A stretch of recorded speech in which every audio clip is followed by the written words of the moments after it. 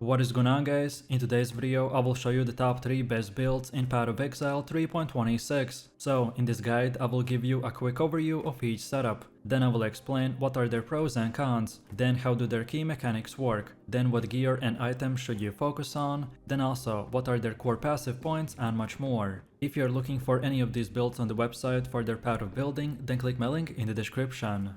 And before we continue, thanks to U4GM. They are a pro website that provides POE 1 boosting, items and even currency with a cheap price and fast delivery. They have over 17,000 positive comments and this website is really worth a try. So make sure to use my discount code KADE for extra 6% off. The lightning arrow Deadeye is all about abusing projectile mechanics. When you shoot lightning arrow, it hits a target and then creates a chain lightning effect that zaps everything nearby. But because we are using returning projectiles, those arrows will come back and hit again, doubling our AoV and the damage output. So every time that you fire a single shot, you're hitting twice, chaining between mobs and lighting up the entire screen. It feels ridiculous, and it works. We are scaling damage through the elemental attack damage, critical strike chance and the multiplier, and even the projectile modifiers. And because we are playing Deadeye, we get bonuses like Far Shot, which increases damage the further you are, and then Ricochet, which gives your projectiles extra chaining. With all of this stacked together, we end up shooting multiple projectiles, they all chain, and they all come back, so you can clear entire packs before they even see that you are there. For bosses, we use artillery ballista totems. These shoot explosive arrows at range and do ton of damage, especially when scaled with our same projectile and elemental damage stats. This gives us fire and forget option that lets us dodge mechanics while our totems take care of the hard work. Defensively, we are not a phase tank build, so we're gonna rely on the movement speed, evasion, spell suppression and a distance. But if you play smart and position well, it feels very safe. You're rarely in melee range, and your flask and movement skills will give you a ton of uptime and control. Next up, let's go through the leveling process, and I will walk you through the key breakpoints as you go from Act 1 to maps. When you first start out at level 1, you will want to use the Rain of Arrows with the pierce support and added lightning damage. This gets you through the first few zones quickly and easily. You'll also pick up the Sniper's Mark and the movement skill like a dash or blink arrow to keep repositioning. And then once you hit about level 12, that's your first major shift, so swap into Lightning Arrow immediately. Link it with Mirage Archer, added lightning damage, and lesser multiple projectiles if you can. You'll notice an instant increase in clear speed. The chain effect from the Lightning Arrow will start to kick in, even without the support from the Deadeye's nodes yet. Then from level 28 to around 55, your focus is on improving damage consistency. You can start using Artillery Ballista as your secondary setup, especially for the bosses. Link it with Ballista Totem support, elemental damage with the attacks, and added lightning. You can also pick up the Grace as your main aura for evasion and precision for flat accuracy and crit.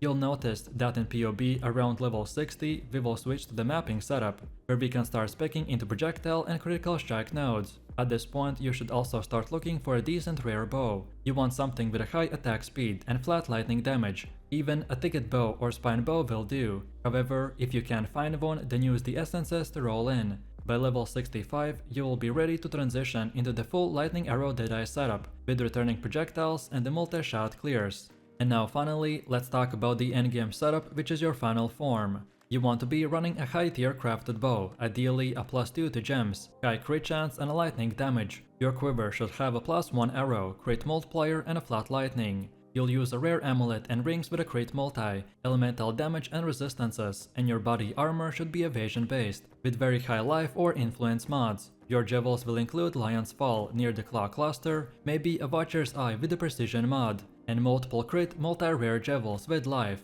And then on top of this, a large cluster jewel with projectile or elemental damage will round out your tree nicely. At this point you'll be firing 7 or more projectiles and all of them will be chaining and returning, and hitting for millions of DPS. The build will feel insane at this stage, and the bosses that gave you trouble earlier will start to melt in seconds. Again, to check the full detailed tree, skills and items, check my link for the path of building. And now finally, let's take a look at the gameplay. With the Lightning Arrow Deadeye, you're not taking hits, you're dodging, repositioning and letting your range and the clear speed do the heavy lifting. The core goal is to stay mobile while unleashing very high impact volleys from a distance. Thanks to the far shot mechanic, the farther away you are, the more damage you can deal. So don't stand on top of the enemies. Always be at mid to max screen distance when possible. In maps, clear speed is extremely fluid. Mirage Archer will help maintain pressure while you're repositioning, so you're always doing damage, even when dodging or looting. Then Herald of Ice, if you're using it, adds a great on-kill AoE to speed up the chain explosions. Then when bossing, Artillery Ballista will become your best friend. Drop 2 before or during the fights to keep the consistent damage going. Then manually attack with the Lightning Arrow to layer your damage. Don't forget to cast the Sniper's Mark, it significantly will boost your single target output. If you have Mark on hit gear, just make sure that it's working properly and refreshing during the long fights. Then the Blood Rage should be active at all times. It not only gives you frenzy charges, but also a bit of sustain through the life gain on hit, which becomes crucial when clearing dense maps. Just manage your chaos resistance, so degeneration does not become a liability. Keep up with your flasks at all times, especially the Jade, Quartz and the Diamond. These will provide evasion, pacing and spell suppression, as well as the crit reliability. Don't forget the freeze or bleed immunity on the flask for suffixes or the Jewel corruption. And then finally, your rear defenses are evasion, suppression and positioning, so stay light on your feet. I usually like to fire, then move and then fire again. If you stand still for too long, especially in the red maps, then you will get deleted. So mastering that flow makes the build feel buttery smooth and extremely rewarding to play. So, the Poison SRS Necromancer is a minion build that focuses on scaling poison damage through rapidly summoning spirits. You will summon these flaming skulls, and instead of relying on a raw hit damage, we will convert their attacks into poison using the golden rule and a chance to poison mechanics. Because you are summoning multiple spirits per second, poison stacks ramp up incredibly fast and the bosses simply melt. The entire strategy centers around flooding enemies with these spirits and applying layers of poison over time. Each skull is expandable, meaning that they don't need to survive or deal massive hits, they just need to apply poison, and we make sure they do that dozens of times per second. This build has smooth map clear, incredible boss potential, and surprisingly strong defenses. With Grace and Determination auras, block chance from the Aegis aura, and a solid life pool, you're tankier than the most summoners. And since the minions do all the heavy lifting, you get to focus on movement, positioning and staying alive.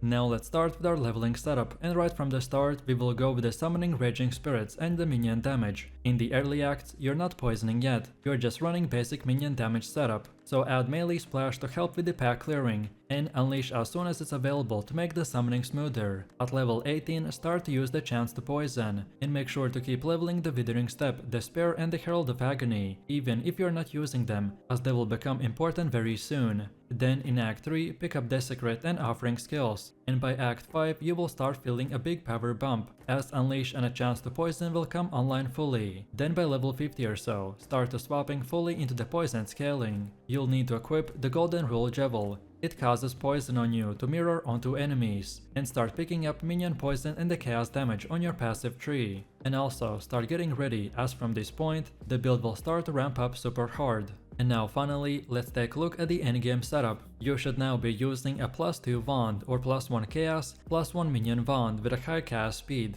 If you're feeling fancy, then go for trigger wand with multiple skill automation. Your helmet should be a +2 to SRS helm with life and resistances. Best case scenario is to craft one with the Essence of Insanity base to get minion movement speed, which will make your skulls fly to targets even faster. Then cluster jewels are also essential here, so you want 2 medium clusters with a minion deal additional chaos damage. And you can even go for a large cluster with a Call to Slaughter or Feasting Friends for more damage. Don't forget the Unholy Might uptime, as it adds a ton of chaos DPS. Then the Aegis Aurora will remain the best in slot, but if you prefer spell suppression focused setup, then you could experiment with a rare shield or +1 to minion shields. Both of them will work as long as you can cap or block suppression. Your curse setup should now be Despair plus the Temporal Chains, which are both automated. This gives longer poison duration and better uptime on your chaos scaling. Use the Essence support that scales their effect if you want to go full curse build. You're also aiming for the level 28 to 30 SRS with Empower 4, Helmet Enhanced and the Gem level scaling. This absolutely shreds any boss in the game, especially combined with the Withering stacks from the Withering Step or utility skeletons. In short, by the endgame, this build is a green cloud of death. You flood the screen with poison spirits that stack damage instantly and melt everything in your path. It feels amazing and stays safe the whole way through.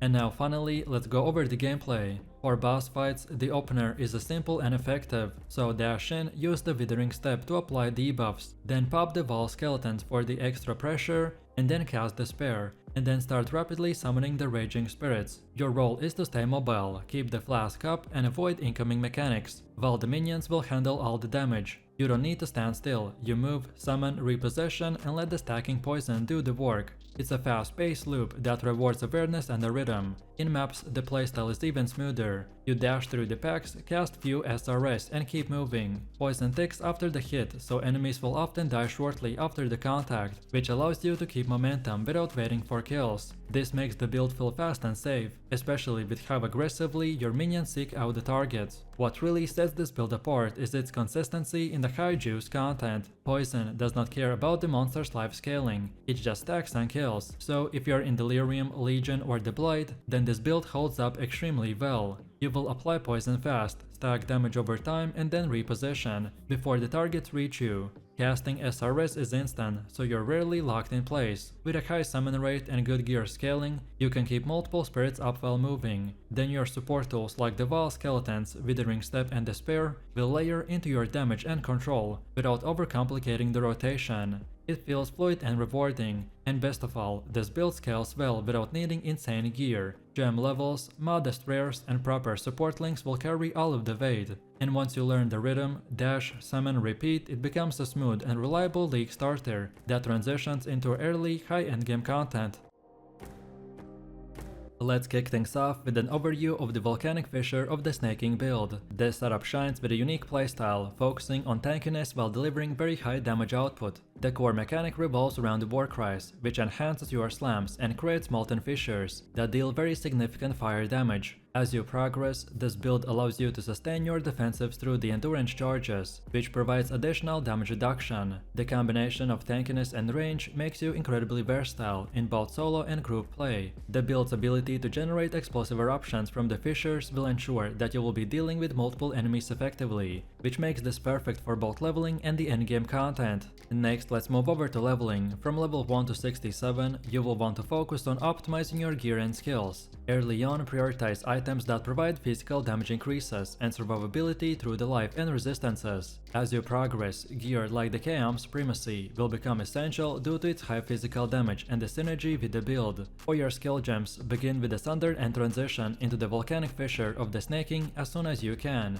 Make sure to link your damage skills with the Warcry support gems to maximize your damage output. Additionally, using Life Leech support gem will help you to sustain life during the tough fights. Most of the players will go straight to the path of building, so I won't waste your time explaining basic things. But in short, to follow this build, simply select your current progression path down here. For example, we will take level 38 to 67, so we select that here, then click on the skills, and then select the same 38 to 67 right here. And then finally go to the items and select the leveling gear, and here everything will be simply shown to you. From level 1 to 12, this is how your tree will look like. Then as for skills, we go with the Ground Slam as an active skill, and then for supports we get the Rootless and the Chance to Bleed, then get Blood and Sand and the Frost Blink with no supports. Then next we get the War Banner with Intimidating Cry, then next we have Leap Slam with Decoy Totem, and lastly we use the Shield Charge. Then from level 12 to 23, this is how your tree will look like. And then for skills we use Southern with Close Combat and Rage. Next we get the Blood and Sand with the War Banner and the Herald of the Ash. Next we have the Frost Blink and Intimidating Cry with no supports. Then we use the Leap Slam with the faster attacks. And lastly we get the Blood Rage with no supports. Next we got level 23 to 38, and this is how your tree will look like. And then for skills, here we will use the Sunburn with the Close Combat, melee physical damage and rage. Then next we got Blood and Sand with the War Banner and the Herald of the Ash. Then Intimidating Cry with Auto Exertion and the Seismic Cry. Then Frost Blink with no supports. Then also the Leap Slam with the faster attacks. And then finally the Blood Rage with no supports. And now last but not least, let's dive into the endgame build. At this stage, your focus should shift towards maximizing your damage and survivability against the toughest bosses and the map encounters. You should aim to have a well-rounded build, featuring very high damage output combined with significant defenses. Utilize Echoes of Creation for that extra damage boost, but be cautious of its life cost, so make sure that your defenses can handle it. I recommend to implement the spell suppression to reduce incoming spell damage further, and keep your Warcries on the cooldown to maintain maintain those vital endurance charges. In the endgame, the build can handle the pinnacle bosses and the most difficult maps, which makes this very versatile choice for any player. So let's take a quick glance at our tree, and this is how it should look like. Then next we have endgame skills, and most of the things we want to keep the same as in the early maps version, we just have very few slight changes. But then lastly and most importantly, in the item section, here is the place where we can either way make or break the build. So for weapon set 1 we have the Vol Axe, while for weapon set 2 we got the Camo Supremacy. Then next we have the helmet called Echoes of Creation. Then for body armor we got the Pain Hide. Then for gloves we want the Rift Nails. Then for boots get the Ghoul March. Then for amulet we want the Defiance of Destiny. Then for ring 1 get Dire Grip, while for ring 2 we want the Empyrean Twirl. Then for belt get the Stygian Vice, while for the Abyssal we want the Murderous Eye Javel. And then lastly we have our passive 3 sockets,